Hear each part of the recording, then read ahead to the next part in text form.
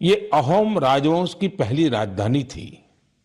अहोम राजवंश के लोग अपने पूर्वजों के शव और इनकी कीमती चीजों को पारंपरिक रूप से मैदान में रखते थे।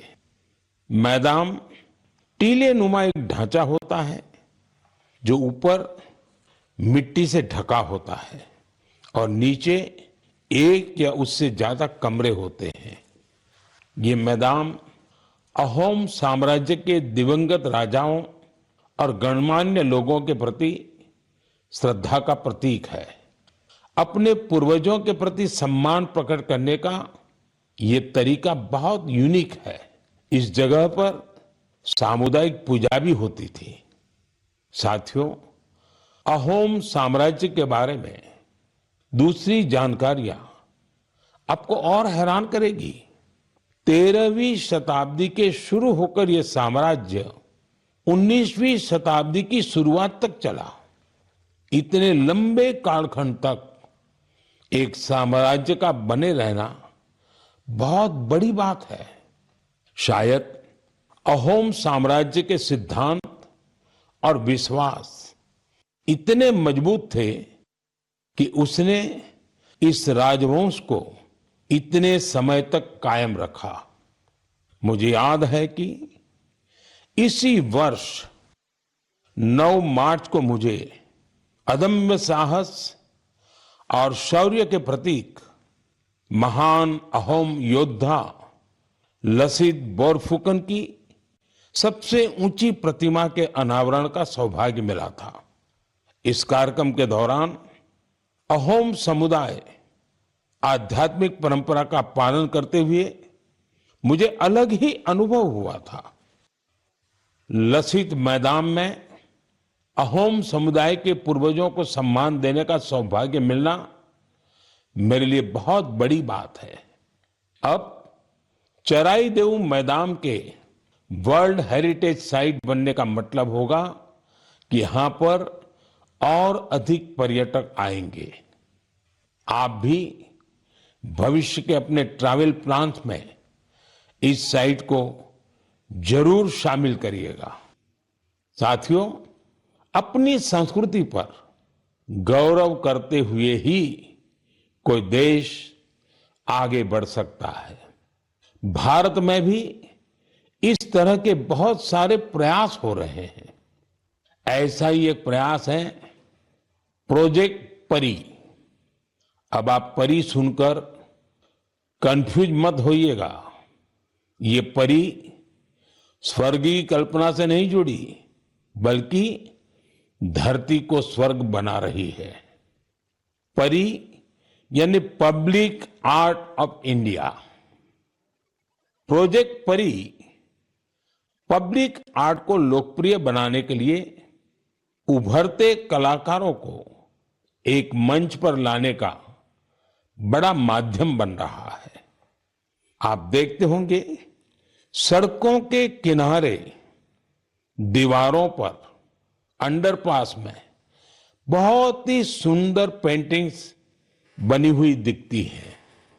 ये पेंटिंग्स और ये कलाकृतियां यही कलाकार बनाते हैं जो परी से जुड़े हैं।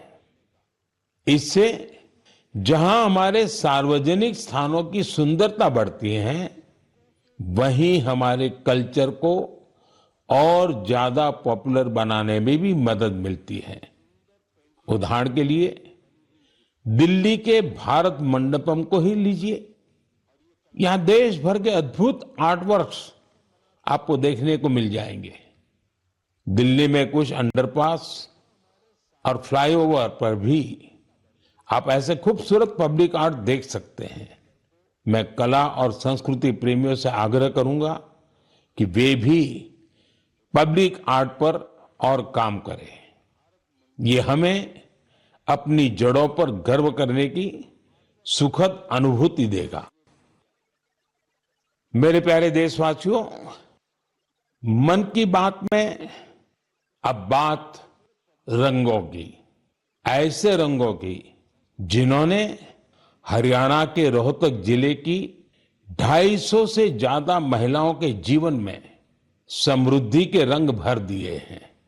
हथकरघा उद्योग से जुड़ी ये महिलाएं पहले छोटी छोटी दुकानें और छोटे मोटे काम कर गुजारा करती थी, लेकिन हर किसी में आगे बढ़ने की इच्छा तो होती ही होती है। इसलिए इन्होंने उन्नति सेल्फ हेल्प ग्रुप से जुड़ने का फैसला किया और इस ग्रुप से जुड़कर उन्होंने ब्लॉक प्रिंटिंग और रंगाई में ट्रेनिंग हासिल की। कपड़ों पर रंगों का जादू बिखेरने वाली ये महिलाएं आज लाखों रुपए कमा रही है।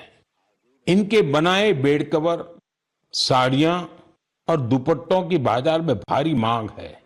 साथियों, रोहतक की इन महिलाओं की तरह देश के अलग अलग हिस्सों में कारीगर हैंडलूम को लोकप्रिय बनाने में जुटी हैं। चाहे ओडिशा की संबलपुरी साड़ी हो, चाहे एमपी की माहेश्वरी साड़ी हो, महाराष्ट्र की पैठणी या विदर्भ के हैंड ब्लॉक प्रिंट्स हो, चाहे हिमाचल के बुटीकों के शॉल और ऊनी कपड़े हो, या फिर जम्मू कश्मीर के कनी शॉल हो, देश के कोने कोने में हैंडलूम कारीगरों का काम छाया हुआ है। और आप ये तो जानते ही होंगे, कुछ ही दिन बाद 7 अगस्त को हम नेशनल हैंडलूम डे मनाएंगे।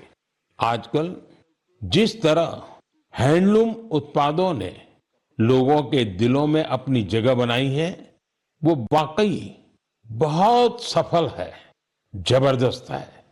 अब तो कई निजी कंपनियां भी एआई के माध्यम से हैंडलूम उत्पाद और सस्टेनेबल फैशन को बढ़ावा दे रही है। Kosha AI, handloom India, D junk, Nova Tex, Brahmaputra Fables, ऐसे कितने ही स्टार्टअप भी हैंडलूम उत्पादों को लोकप्रिय बनाने में जुटे हैं। मुझे ये देखकर भी अच्छा लगा कि बहुत से लोग अपने यहाँ के ऐसे लोकल प्रोडक्ट्स को पॉपुलर बनाने में जुटे हैं। आप भी अपने लोकल प्रोडक्ट्स को #MyProductMyPride के नाम से सोशल मीडिया पर अपलोड करें। आपका ये छोटा सा प्रयास अनेकों लोगों की जिंदगी बदल देगा। साथियों, हैंडलूम के साथ साथ मैं खादी की बात भी करना चाहूंगा। आप में से ऐसे कई लोग होंगे जो पहले कभी खादी के उत्पादों का उपयोग नहीं करते थे, लेकिन आज बड़े गर्व से खादी पहनते हैं। मुझे ये बताते हुए भी आनंद आ रहा है, खादी ग्रामोद्योग का कारोबार पहली बार 1.5 लाख करोड़ रुपए के पार पहुंच गया है। सोचिए, 1.5 लाख करोड़ रुपए।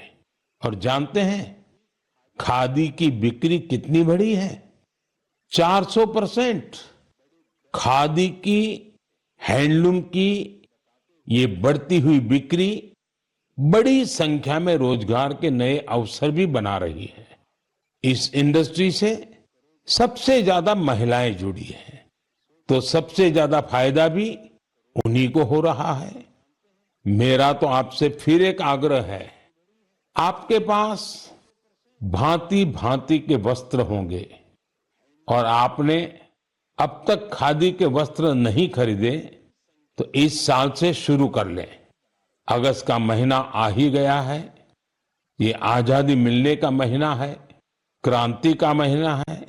इससे बढ़िया अवसर और क्या होगा खादी खरीदने के लिए। मेरे प्यारे देशवासियों, मन की बात में मैंने अक्सर आपसे ड्रग्स की चुनौती की चर्चा की है। हर परिवार की ये चिंता होती है कि कहीं उनका बच्चा ड्रग्स की चपेट में ना आ जाए। अब ऐसे लोगों की मदद के लिए सरकार ने एक विशेष केंद्र खोला है, जिसका नाम है मानस। ड्रग्स के खिलाफ लड़ाई में ये बहुत बड़ा कदम है। कुछ दिन पहले ही मानस की हेल्पलाइन और पोर्टल को लॉन्च किया गया है। सरकार ने एक टोल फ्री नंबर 1933 जारी किया है। इस पर कॉल करके कोई भी जरूरी सलाह ले सकता है या फिर रिहेबिलिटेशन से जुड़ी जानकारी ले सकता है। अगर किसी के पास ड्रग्स से जुड़ी कोई दूसरी जानकारी भी है तो वो इसी नंबर पर कॉल करके नारकोटिक्स कंट्रोल ब्यूरो के साथ साझा भी कर सकते हैं। मानस के साथ साझा की गई हर जानकारी गोपनीय रखी जाती है। भारत को ड्रग्स फ्री बनाने में जुटे सभी लोगों से, सभी परिवारों से, सभी संस्थाओं से मेरा आग्रह है कि मानस हेल्पलाइन का भरपूर उपयोग करें। मेरे प्यारे देशवासियों, कल दुनिया भर में टाइगर डे मनाया जाएगा। भारत में तो टाइगर्स, बाघ हमारी संस्कृति का अभिन्न हिस्सा रहा है। हम सब बाघों से जुड़े किस्से कहानियां सुनते हुए ही बड़े हुए हैं। जंगल के